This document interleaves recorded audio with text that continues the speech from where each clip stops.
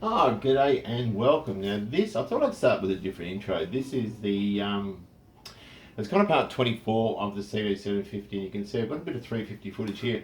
Excuse my messy desk if you can see it, it's an absolute pigsty. So this is a bit of 350 stuff. And what it's done, so we'll show you that. I've got to put the intro here, so that's what we're filming now. In this chapter, of course, we pull apart the old wheel. I might cull some of this footage because I repeat myself in it. It goes on for a little while. I'm up to 6 minutes here. And then after that, in this chapter, we pull the wheel apart. There's the spokes and the hub in my hand, and we rebuild the forks. This is actually good because I can remember what I've done, otherwise I can never remember it. And also, we put new fork seals in, and new stanchions, and rebuild the little buggers. Where is it? Down here somewhere. And spoiler alert, CB750 is running quite well. Don't forget the exhaust. So that's pretty cool. Happy with that. What else? Yeah, bit of babbling, and we start pulling the seat apart, but I didn't finish it. The seat strap bolts are seized, and I'll get to it another time. Maybe next time, I don't know, next video. And of course, then we relace the wheel. Yep. And I've just turned this computer on. Pull on the rim. I stuffed it up once or twice, but then on the third time I got it really right, and it is absolutely beautiful. Very happy with that. And of course, there's the finished article. It looks stunning. So, what are we going to say? This is part, I guess, 24/7. Part 24 of the 750 with a bit of part 7 of the CB350, so I hope you enjoy. Oh, one more thing. Thank you very much to everyone who joined me for the live chat last night. That was wonderful. So I've got to get this done quickly. I'm in my work gear. I'm going back ushering for the school production. So I haven't got much time right now. So I hope you enjoy. And of course, Dave has donated this lovely MIG welder to the cause, which I think is incredibly generous. A 200 amp one. This is going to be much better for the heavier metal. The other one I got to 130, and it's great for sheet metal. Millimeter thick stuff, it can do that beautifully. But the heavier stuff it does struggle a bit with. So this is going to be great for that 350 frame that we're about to undertake. So absolutely stoked with this, Dave. Thank you very much, and don't forget, for all things automotive repair, Peter Ray Makers Motors, and I'll put the phone number on the bottom of the screen. And along with that came this thing. Look at it. It's kind of phallic in a way, isn't it? It's Argo Shield. And the best thing about this is it was Dave's own cylinder, so it doesn't have, it's not hired. You know, some of those hired cylinders are quite expensive. So he threw that in as well as some new tips and other bits and pieces that go with it. So yeah, I'm absolutely thrilled to bits with that. See, we've got this back from the engineer, and what he's done is that's where the tensioner went. This is smaller than I thought it would be. The actual scope of adjustment on it is really quite short. We've got an in and out of spring. Originally this was an 8mm nut that was stepped down to 6 as we get in toward where it goes into there, and I never knew why it was stepped down, but it's stepped down because that's only a very short amount of throw, and an 8mm won't give it the scope of adjustment because it's only got, that's rolling away, hang on, come back, it's only got that bit there to play with. That's a bit scratched. I'm not sure which parts to replace and what part not to. So the problem with that originally was that the chap that did it, that drilled it right over to the side, so there was no wall on the 8mm thing for a recoil to sit, if that makes any sense. They drilled it too far over. So the engineers put an insert in there, and it just uses a 6mm. Now the Honda bolts by, what was I going to say, by nature are very soft anyhow. If we put that in, it's a bit stiff. Oh, here we go. There's not that much play, and I throw that in. I'm going to use a high tensile bolt and a washer with a lock nut against the washer, if you know what I mean. But that just clamps down on there, but it only gives it that much play, which is probably enough considering that there's a lever system, if you like, underneath the crank, which then goes and affects the other side of the, or causes deflection in the other side of the tensioner. So I've got to look into this a bit more. I'm not overly sure what to do, but I love what the engineer did. He said to me if that doesn't suffice, he's going to bore it and he'll stick an 8mm one in, but I'm not going to do that. That's got a step. I might have to buy a new one of those. But that being said, there's no option to do anything else really. But I am quite happy with how that looks. So I've also done this plating for the 350, and it didn't turn out as well as I'd like, and the reason for that is because I wired it up. Now, I wired up dirty bolts. Basically, I didn't clean anything, which I never clean stuff when I send it down to Warner's, but they've stopped doing a lot of the small stuff, so I was sort of stuck with the task of doing it, which was fine because I offered to, and I was just wrapped that they were going to do the work. Now, what you'll find is it's still good, but it's just a little bit dull. If you look at this bit here from the 750, it's a lot brighter. And all I can think is maybe they washed up before they wired it up, so there's more of an electrical sort of contact, if you know what I mean. That being said, it's still really, really good. So I'm not upset about it. There's the brake pedal, nice and spiffy, so that's cool. So I've got all these bits and pieces here. So what have we got? These bits for the carburetors and the manifolds and all sorts of stuff, air cleaner bits and pieces, all sorts of stuff there. So I've bagged all that. Right, so by the time I wired it up and sent it away, got it back, unwired it, sorted it, it's a good few hours work. It's actually horrible work wiring this stuff up. And I'm certainly not going to go through the rigmarole of, what do you call it, wheeling everything. I should have just probably soaked some of the stuff in thinners to get rid of some of the grease. But anyway, look, that is what it is. It's all good. You can see that bit there's missed at the top. But there's only about 2 bolts like that. The rest of it's all pretty good. Just not as good as when they were doing it, that's all. But it's still going to offer a nice durable finish. So that's all back now too. I want to talk about these. Now, I've never relaced a wheel. Don't know what I'm doing. There are plenty of videos on this sort of thing which will probably make more sense what I'm doing. I'm just looking at the pattern in which these are laced. So I've got a valve here where the orange tape is. And from each spoke, if you like, that's laced from this side to every second one. And they go off, and these divots here where the spokes come out are canted either to suit a spoke going this way or going this way. The angle on these is different. Every second one is on this side of the rim, pointing to this side of the rim, and the alternate ones are pointing to the other side. Now these are all loose.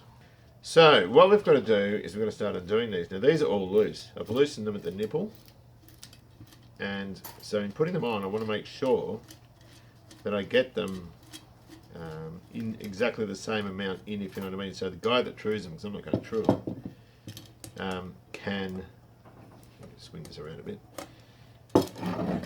can just literally tighten them up. So we're going to undo them. These are the old ones. You could probably plate these, but I didn't want to on the off chance that it weakened them. But they're still in pretty good nick, so I'm not going to throw them out. I'll just put a cable tie around them and store them. And so every second one, this one now, I'll undo. It's still got, oh no, that's coming off.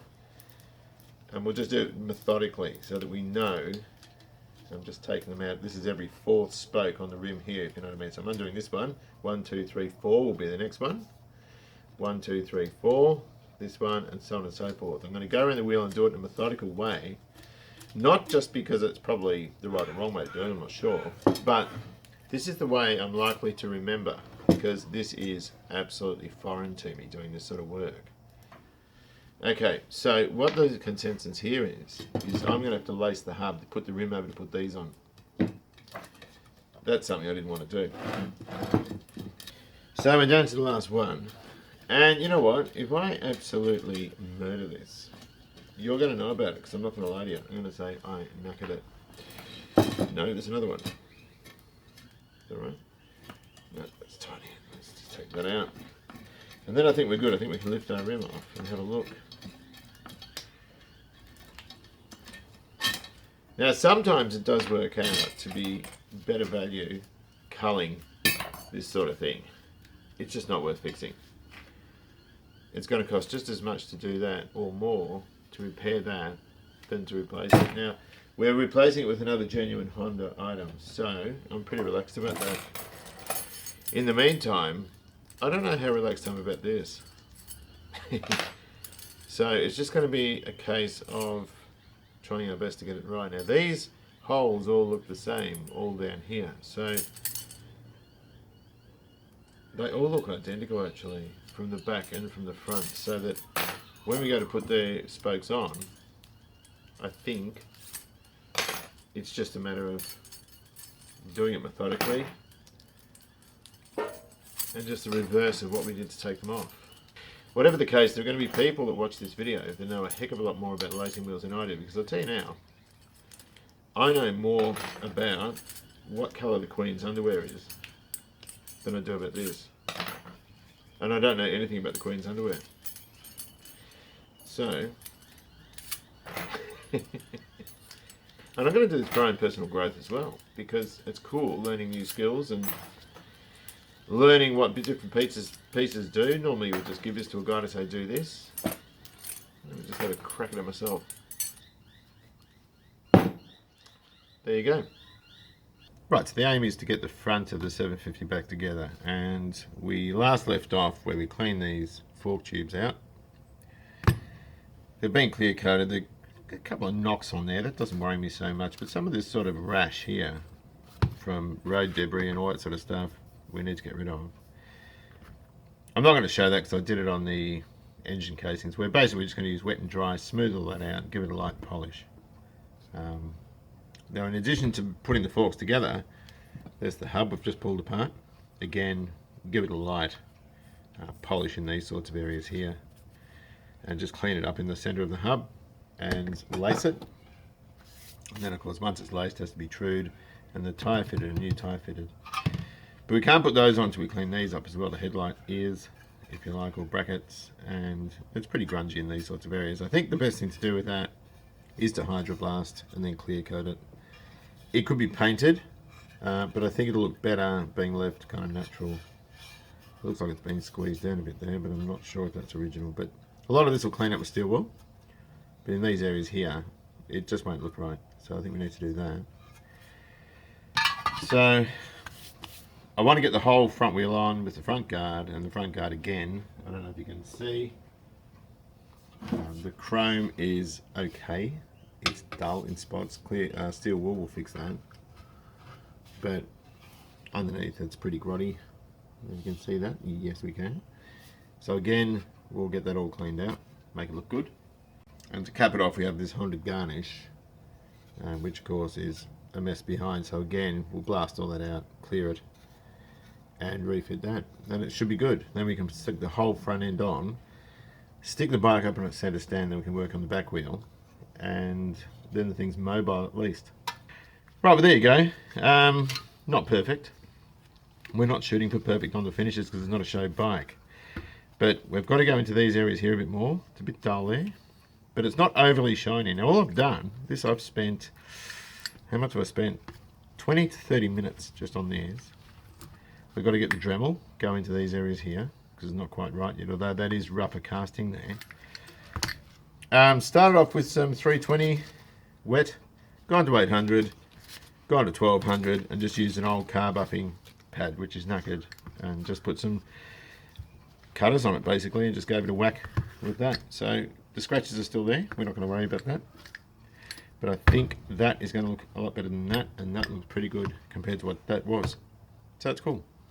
Sort of thing we're doing on the other one. We're just on the engine cases. I'm just going through here.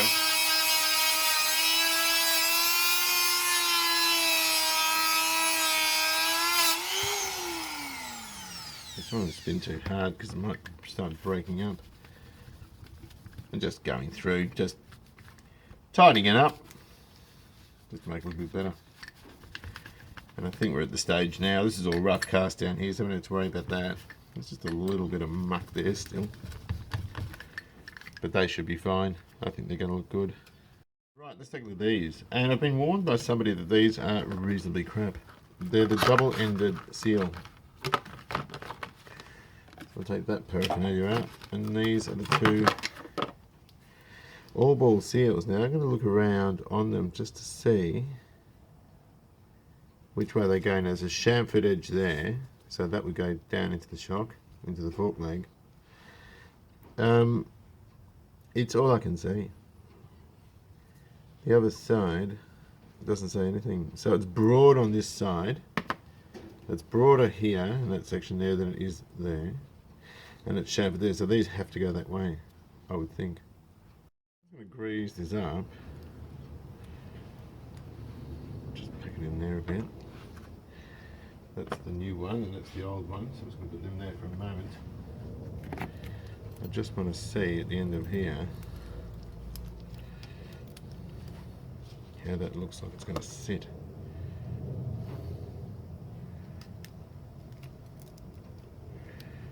Pretty spiffy. So what we need to do is we need to lube up the end of this stanchion. So I'm going to put that in the leg. Just dry wipe that off. So we need to put this together, but I think first thing we need to do is to put this seal in here. Now it sits in against that ledge, and there's a spring clip that sits in that rebate there. So I'm just going to pop that in now, and it just pushes in. I'm not using a socket. Probably need one though. Hang on a sec. Like this down in here. So it should take out the bottom like that. And then what we've got to do, that's got to go inside the fork leg.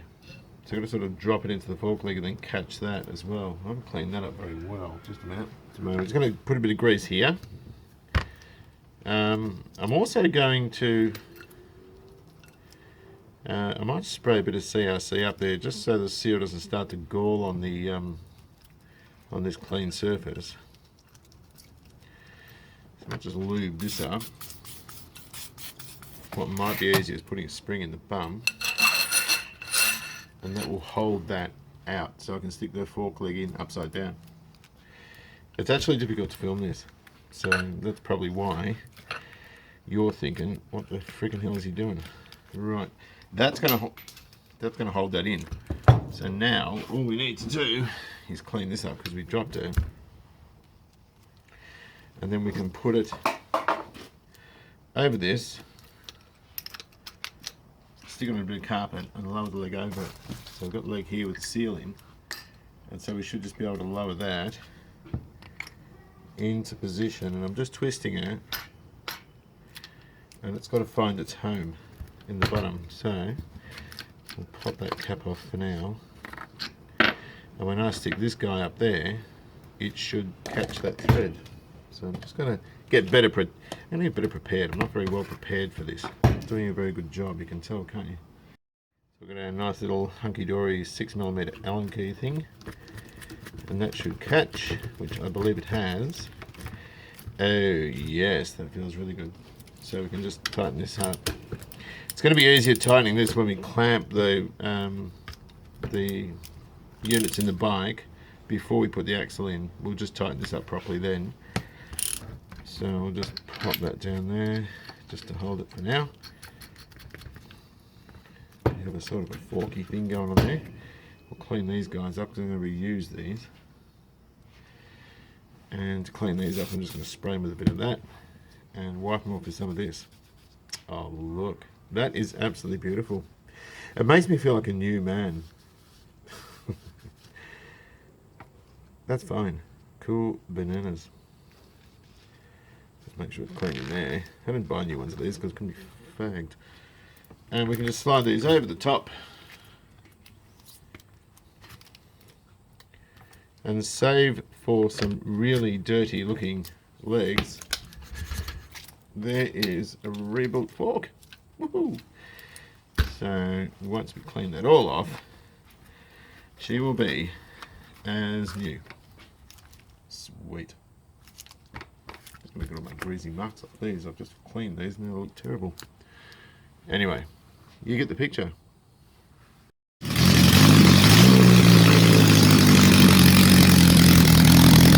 It's all working now.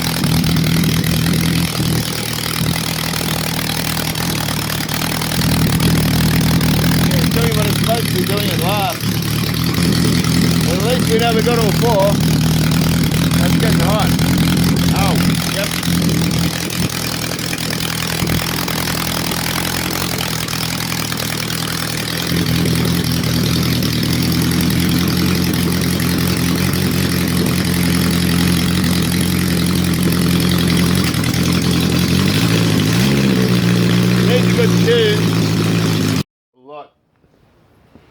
It's a lot easier to start It wouldn't start before, it was just impossible.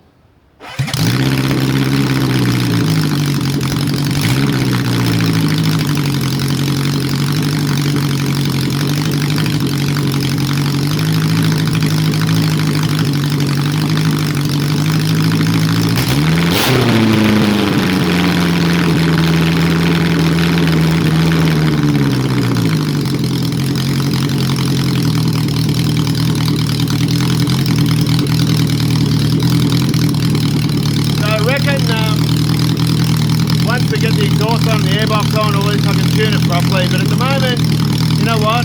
Starts, runs on every cylinder. Sounds like it's got a vacuum leak there, so it's sort of taking a long time to come down, but I'm not going to do the mixtures yet. Well, these are all cold. That's still lukewarm. Let's see how it goes now. Just let it sit for a while.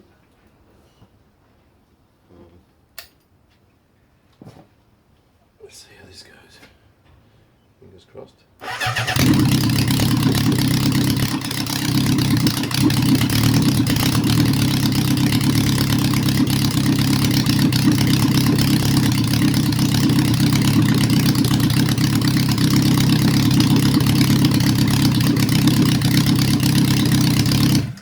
Can't complain with that. Just a bunch of carburetor adjustments. So I think what we can do now is we can take those pipes off. I might, they're going to be too big. That's hot now, it's getting warm. They might be too big at the top to get into the GSX one, into the tilt down on the GSX. Wouldn't mind trying them on that. I might let it, I might leave it till tomorrow and do a dead cold start. But I'm pretty happy, guys. I'm fairly stoked with that. That's good.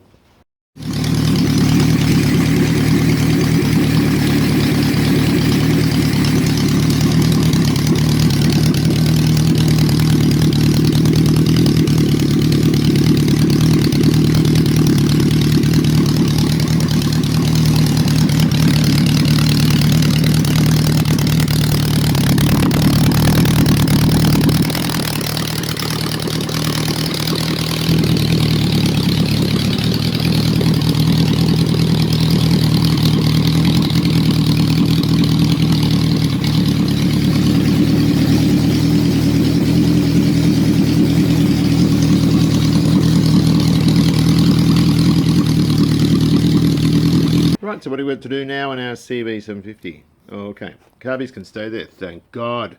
I've had these off a few times. Mucked around with the float level. I put the new idle jets in and I couldn't start it because I lowered the floats. So I've raised the floats. I've got 13 mil on each float and she fired straight up. Also strengthened the accelerator pump spring so it plunges down and gives a better squirt to begin with. So I didn't have to put any fuel in the carby originally, which is what I didn't have to do it this time, which is originally what I was doing. So I've still got to address this solenoid issue, which is why I'm using jumper leads in a car battery. Once I've got a tub full of hydroblasting here, I think I mentioned this before, once I get all these cleaned up, in behind here, I'll clear coat those bits, and behind the garnish, because it looks crap. So I don't want to paint them, I want to get them clean so they're natural, and then I want to, I just want them all to look good and sort of just clear them so it all looks good, and I'll go into there as well. So once I've got those, I can put the front forks on, although I'm still cleaning up this hub. And I think the consensus with this is I'm just going to polish around here and around that nose there. I'll clean up in here and the same on that side. These bearings feel brilliant, so I'm not even going to bother changing those, but I will buff out that where the spokes are fixed. That doesn't look too great in there actually. I started colour sanding in there, or wet sanding in there. Average, very average. I don't know if I can be bothered. Probably been better blasting it, but I don't want to change the bearings if I don't need to. Picked up these lovely genuine Honda grips. Now, these are like the 70s. The push bikes had those too. It was a trend. I think Honda must have started, I'm not sure. Might use these on the 350. Not wrapped with these bars, gotta say. but it's a big heavy bike, so I'm inclined to be of the opinion that I'll leave them. Got to tart the switch up a bit because it looks crappy, but I did clean the insides of it. But on the 350 I might use these bars off the GSX. They're nice and low, and the 350 is a very small motorcycle, so I think I might use those on the 350. So I'm waiting on a really good friend of mine who I work with, and I taught his daughters, Clive Ryan. He's a wonderful chap. And we're going to talk a bit about this frame cut section here. So while we fab that up, we've got the battery box there, which I took the grommets out of. The mounting parts there, which was stupid, but it doesn't matter. All this has to go off to be powder coated. So there's the battery box and that little box of engine brackets and stuff. The swing arm, the seat pan there, chain guard, that's all steel. And I think we'll disassemble the seat on the 750 or the 750 seat and get that done at the same time. Right, let's have a look at this thing. The saddle off the CB750 with a cockroach. Yeah, yuck. Okay, so this has had water through it. It's shrunk back. It's in diabolical condition. And because it's been torn and left out in the weather, we've got rust all around here, where that spider I just squashed with my finger was, that little guy here. And so what we need to do is take this off. Now that trim, that garnish, for want of a better word, has these aluminium tongues which have these lock tabs over, and I can't see them coming off without a fight. I reckon they're going to break. Would be bloody good if they didn't. That's the plastic from something. So I'm going to get these up, but I'm not holding my breath. I'm sort of a little bit worried about them. But this is in pretty crappy condition, this seat. Now you can normally get restored seats for $500 or something, but we're not going down that road. We're going to do it cheap because that's what we're going to do, because I'm a scungy bastard. You can see that rust is coming out, so that lip could well be buggered. But that does feel fairly solid.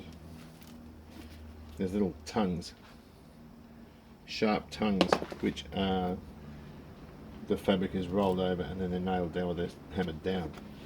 So I'm going to try and take this off. If I break it, I'm not sure how I can sort of use it, but I really want it, you know. Even though the bike's not original, I want it to look original. So let's have a look. These sort of push on and they're barbed, if you like. And oh, this one looks like it's going to relinquish. Oh, maybe they will come off. These little guys. And so what we can do with those, I've just sort of bent this up. That's quite soft, thankfully. If it was hardened, I never would have been able to do that. So I'm going to squeeze them together, and now next time I use them, we'll just put them on, they'll stay there. So now we've got that off, I think now is probably a pretty good time to pull the whole trim off, and it will just release, or at least that's the idea,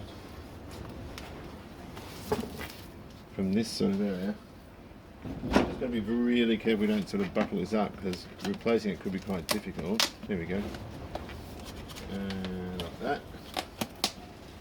I wouldn't mind getting it off there entirely, and that will give it, release a bit of its tension. They're obviously replaceable little things which I didn't know, but I know that now, so it's cool, I've learned something.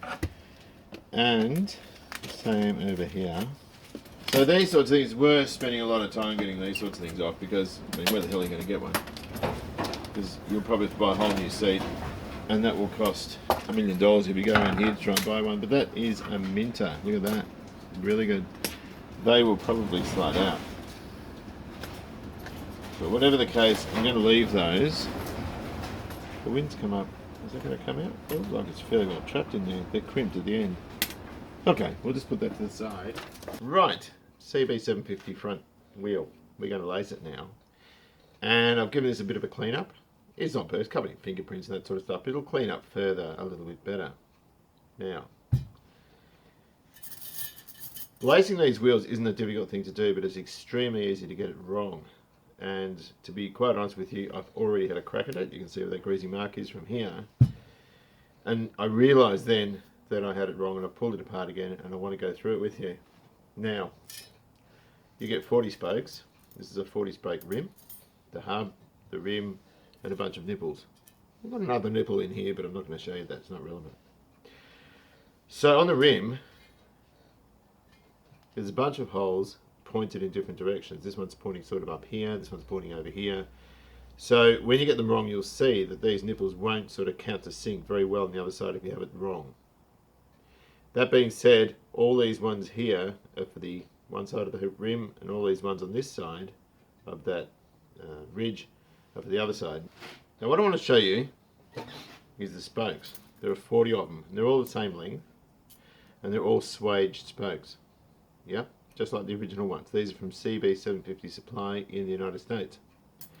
But they're different. If you look here, on the end, you'll see that these are shorter and have a less of an angle than this. This is almost 90 degrees here, and it's longer. Now the reason for that is because these are the inner ones, so they thread like this, like that. These ones from the outside. No, that's wrong. These ones from the inside. And the reason they're longer is so they line up with the rim. If you put one of these ones on the outside, let's pop that out again, which is what I did the first time, it'll be hanging right out and it won't meet the middle of the rim. So you need to be careful of that. And that was the mistake I made. So the best thing to do and the easiest thing to do is to put these outer ones to the side for now. I'm just going to work on the inners, and I'm going to put a spoke every second hole on both sides. And the outer ones can be put in one at a time in situ, but these ones have to be all put in first. At least that's the way I found the easiest to do. So I'm going to go around and continue doing this on both sides. Now the other thing to notice, or the other thing to note, is that these holes are all drilled the same. They're kind of countersunk on the outside and the inside to a degree. Some wheels will have notable countersinking on the inside and outside, pertinent to the position of each spoke. The other thing, oh, I've got that in the wrong spot. The other thing is that some bikes, this is a disc brake wheel, so it doesn't matter. They're symmetrical in terms of here to here, if you know what I mean. Some of the drum will have a drum on one side and will have a smaller bit of the hub on the other side. They'll have a longer spoke down the other side. And the XL250 is like that.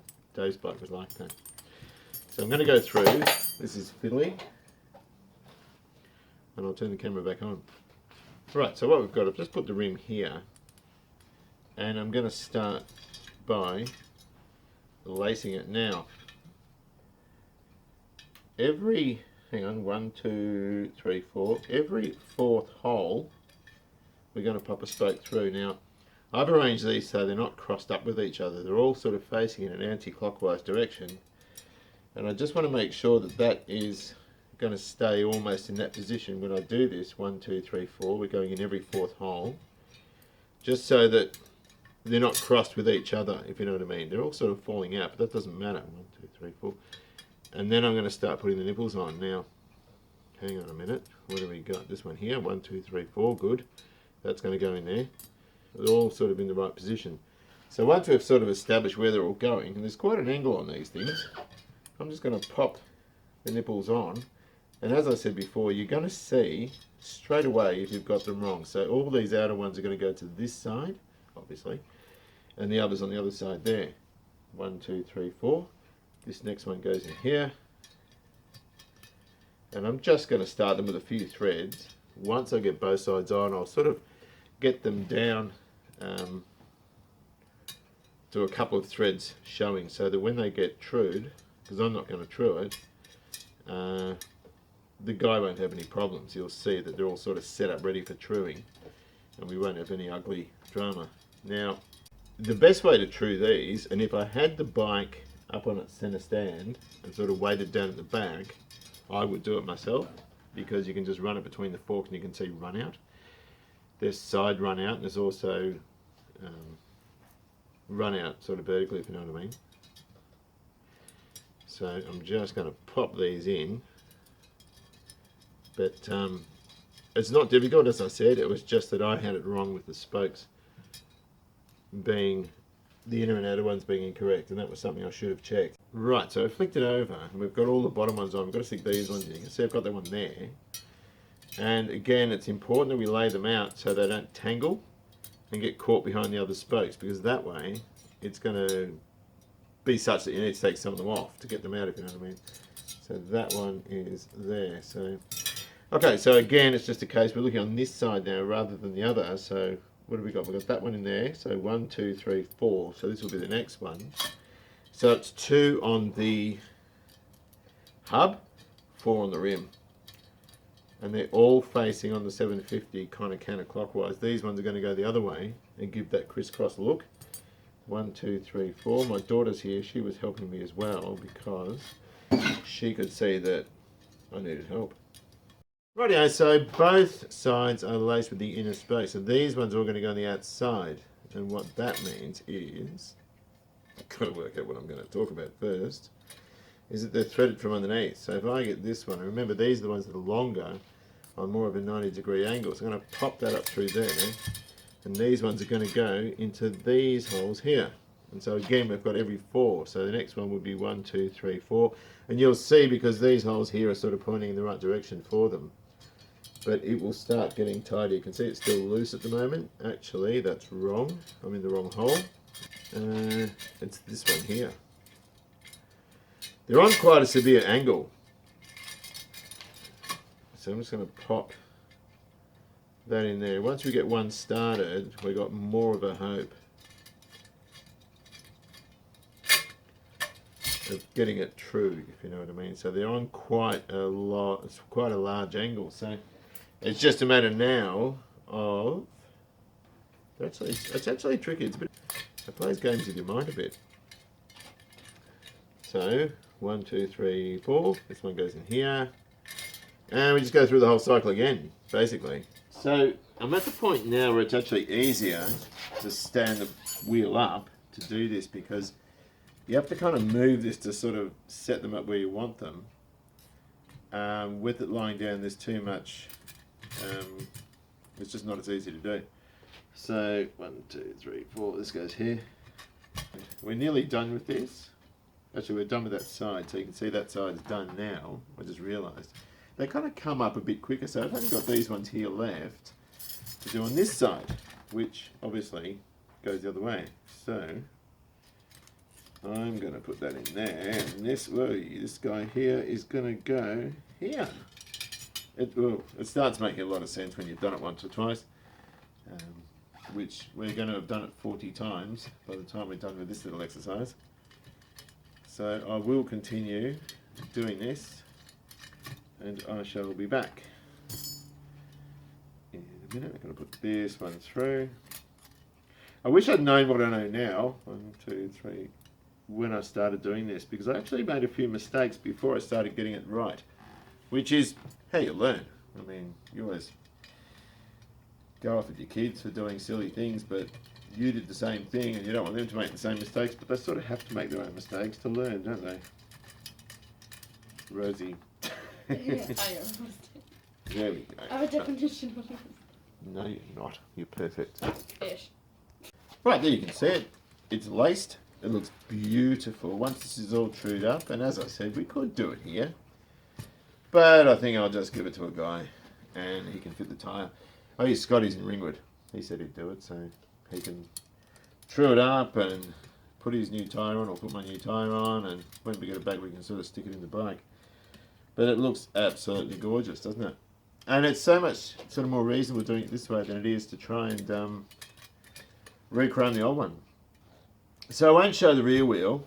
There's not much point. You've seen this, and I talk too much anyhow, and kids at school get bored when I start talking. But I'm pretty pleased. I'll put that away for now.